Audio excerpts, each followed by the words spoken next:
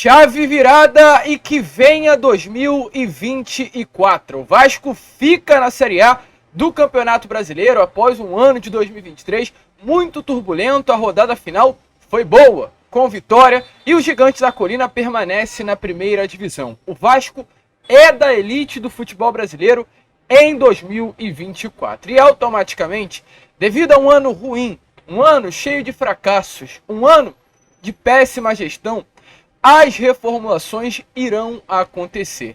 Melhor dizendo, inclusive, já aconteceram. Nessa manhã de quinta-feira, foi confirmado que o diretor executivo do Vasco, Paulo Brax, não fica para 2024. O diretor foi demitido nesta madrugada de quarta para quinta-feira. Ou seja, o Vasco, nesse momento, não tem um diretor e vai atacar o mercado à procura de um nome para a posição. Nesse momento, a informação que temos a trazer aqui a vocês é que Alexandre Matos é o nome preferido e um nome que, inclusive, já tem negociações com a diretoria Cruz Maltina. Nessa tarde de hoje, o CEO Lúcio Barbosa concedeu uma entrevista coletiva no CT Moacir Barbosa e deixou bem claro exatamente sobre essa situação do diretor executivo e confirmou que o Vasco trata a situação da chegada de um nome com urgência, até porque no início do ano que vem o Vasco irá levar um representante a Berlim, na Alemanha, para uma série de reuniões com dirigentes da empresa norte-americana 777 Partners para tratar do orçamento de 2024, tratar do planejamento para as próximas temporadas, e é necessário o Vasco já ter um diretor executivo exatamente nesse momento para que possa representar o Vasco nessa reunião. E não apenas, claro, se tratando de reunião, como também para definir o planejamento para a próxima temporada dentro do Vasco, ao lado de Ramon Reu Dias, contratar, trazer reforços. Para tudo isso é necessário ter um profissional já na pasta. O Vasco, volto a repetir, trata isso com certa urgência. O Lúcio Barbosa confirmou que nos próximos dias já deve ter um nome dentro do CT Moacir Barbosa, trabalhando intensamente, por essa reformulação. A gente vai falar sobre isso aqui, neste Fala Gigante, o primeiro vídeo de fato desta quinta-feira. Vamos falar também sobre a noite de ontem, uma noite especial, uma noite mágica, uma noite gigante, muito emocionante em São Januário, onde o Léo se emocionou, o Rossi se emocionou, o Paulinho se emocionou, uma noite que vai ficar guardada aí na memória e no coração de todo o torcedor vascaíno. Mas é claro, Vascão, antes de começar aqui esse vídeo, antes de deixar todos vocês muito bem informados sobre o nosso Vasco da Gama, como sempre fazemos aqui no canal, quero dar as boas-vindas a todos vocês que estão chegando aqui pela primeira vez. Para quem ainda não me conhece, eu sou o Lucas e você está no canal do Gigante Vasco, o canal do torcedor vascaíno. E olha, Vascão, é o seguinte, você que está aí do outro lado e ainda não é um inscrito do nosso canal, vem agora aqui embaixo e já se inscreva no canal do Gigante Vasco.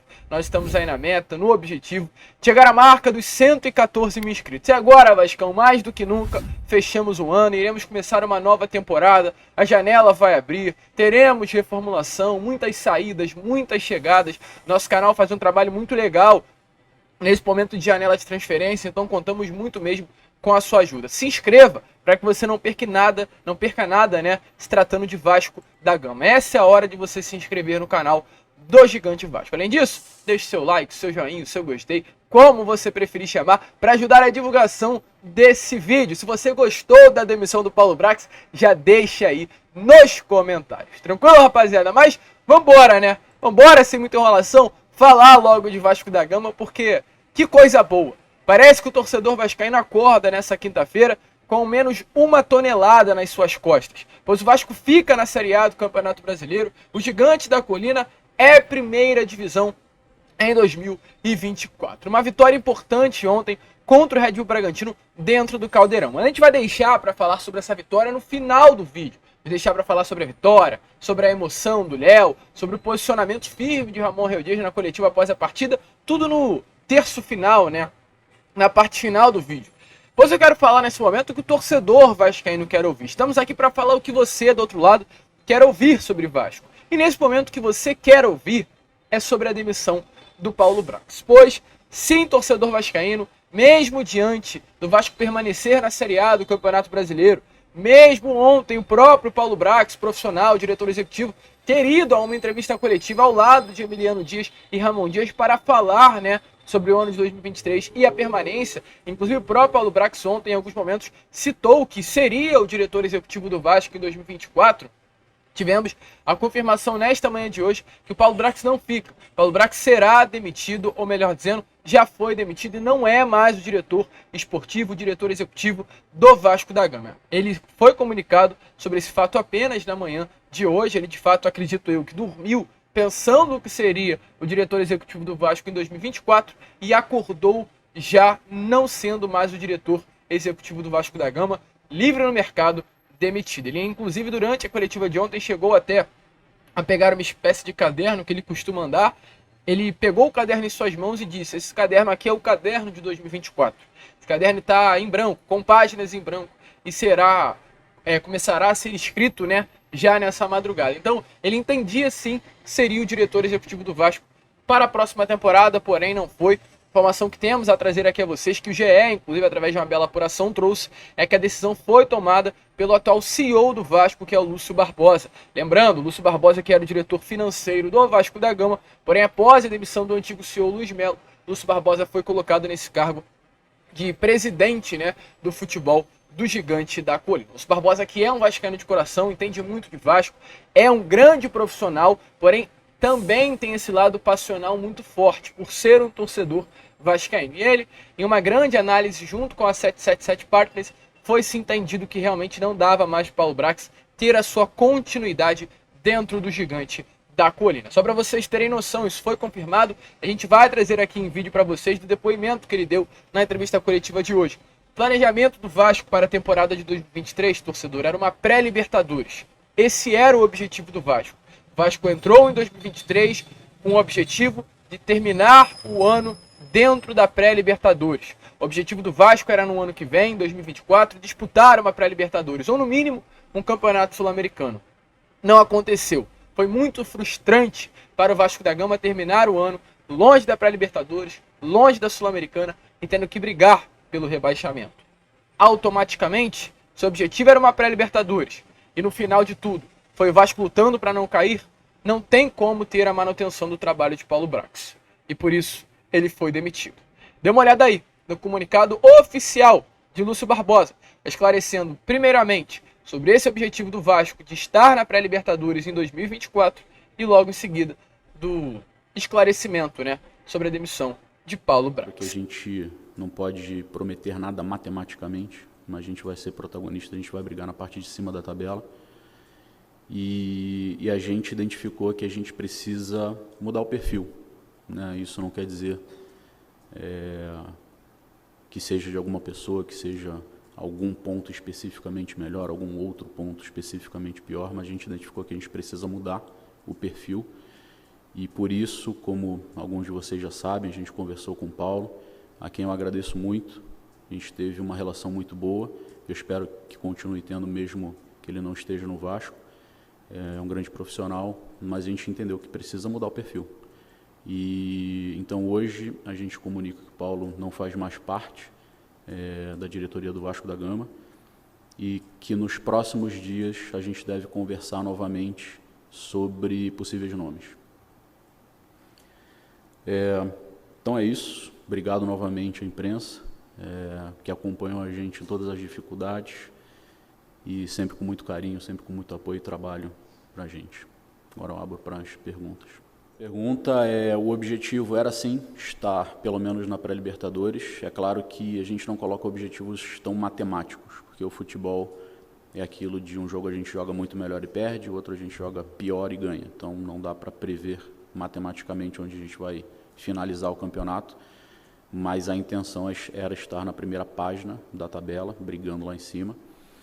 E a nossa filosofia é sim ser competitivo, e é isso que a gente vai continuar buscando para ser competitivo. Como você falou, o Ramon e o Emiliano, eles falam muito em competir, e como você falou também, a gente fez uma campanha no segundo turno de G7, é isso que a gente busca, e é isso que a gente vai tentar melhorar ainda mais para 2024. Então, torcedor vascaíno, como vocês viram aí, né, esclarecimento do Lúcio Barbosa. Porém, é importante trazer, não foi apenas, né, a frustração pelo planejamento traçado e o que aconteceu que demitiram Paulo Brax. Foram três, né, grandes pontos. Esse que foi o primeiro, do planejamento ter sido uma pré-Libertadores, isso é o que foi conversado lá no início de 2023, e no final de tudo, o Vasco nem ter sequer conquistado uma vaga para a Sul-Americana. O ponto 2 foi o grande investimento feito. O Vasco investiu 110 milhões de reais nessa janela de transferências, né, durante todo 2023 de uma maneira geral, e acabou com 110 milhões de reais de investimento, maior investimento da história, tendo que lutar até o final para não cair a Série B. Então esses 2 pontos. E o terceiro ponto, que foi a troca de técnicos. A empresa norte-americana 777 Partners entendeu que foi muito falha essa troca de técnicos do Vasco no meio da temporada. Maurício Barbieri foi demitido no dia 22 de junho. O Ramon Dias chegou apenas no dia 15 de julho. Ou seja, o Vasco num momento difícil, com apenas 9 pontos conquistados, né, ali naquele primeiro turno, até a saída do Maurício Barbieri. Não, aliás, 6 pontos, que o William Batista ainda conquistou 3, ficou quase um mês sem um treinador com um técnico interino. A empresa norte-americana, ao lado do Lúcio Barbosa, entenderam que isso foi um erro. Não era para o Vasco ter ficado ali 3 jogos, 4 jogos, um período longo de um mês sem um técnico na beirada do campo, com apenas o William Batista. Então, tudo isso, né, o planejamento traçado para a pré-Libertadores e a não conquista da pré-Libertadores, muito pelo contrário, a luta para não cair, 110 milhões de reais investidos e a luta também para não cair. E também no final, essa falha e essa demora na chegada de um novo técnico, num período de quase um mês, foi esses 3 pontos fundamentais que fizeram, né, com que nessa madrugada, em uma conversa, Paulo Brax viesse a ser demitido do Gigante da Colina.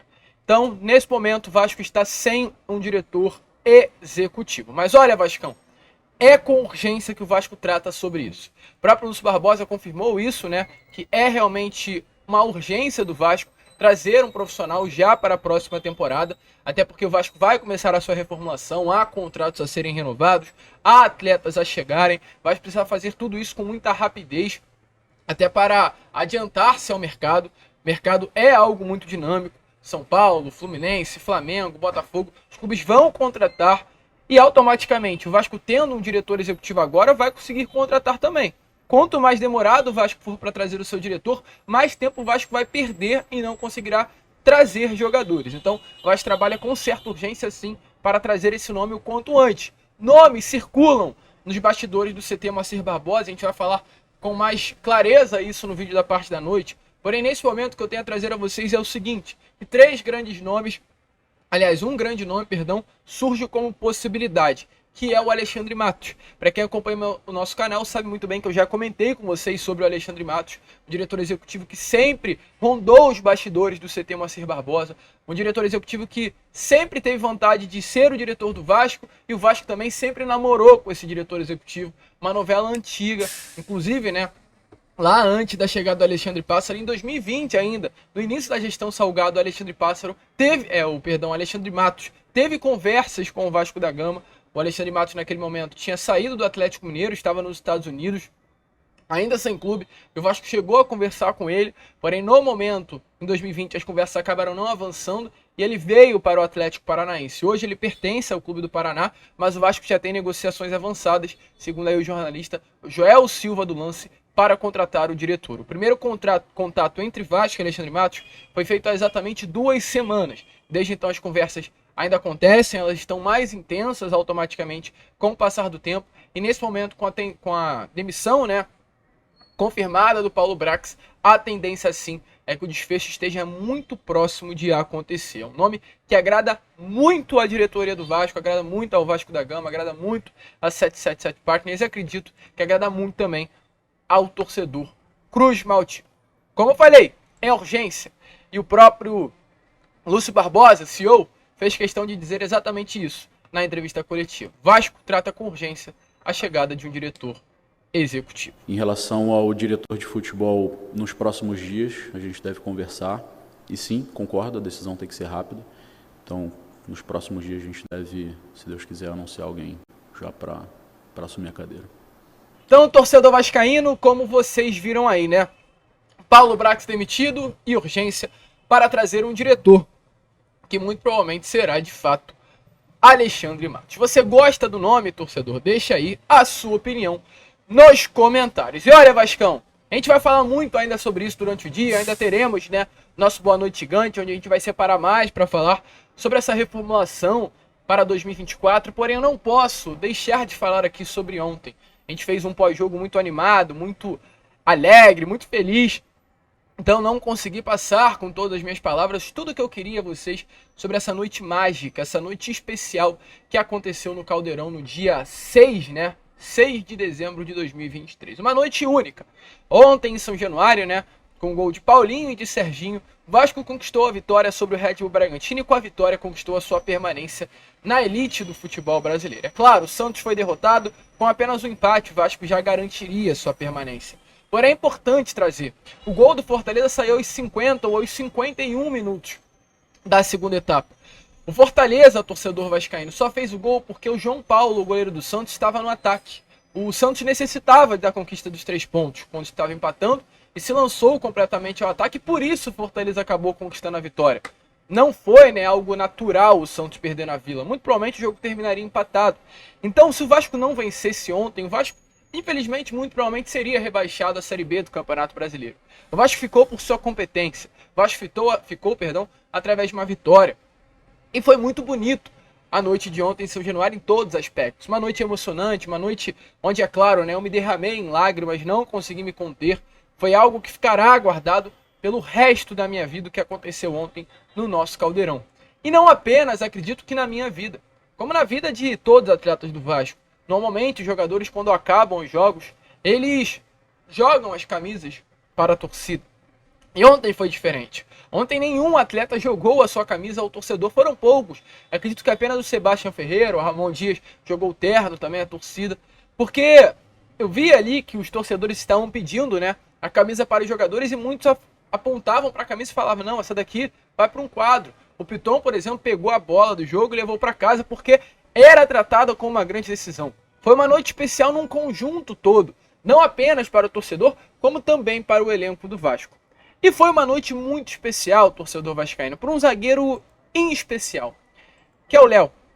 Um zagueiro que tem uma identificação gigante com o Vasco. Eu lembro até hoje de um vídeo que eu gravei, salvo engano, após um jogo entre Vasco e Atlético Mineiro, lá no Mineirão. O primeiro jogo, né, do Vasco no Campeonato Brasileiro de 2023, uma vitória.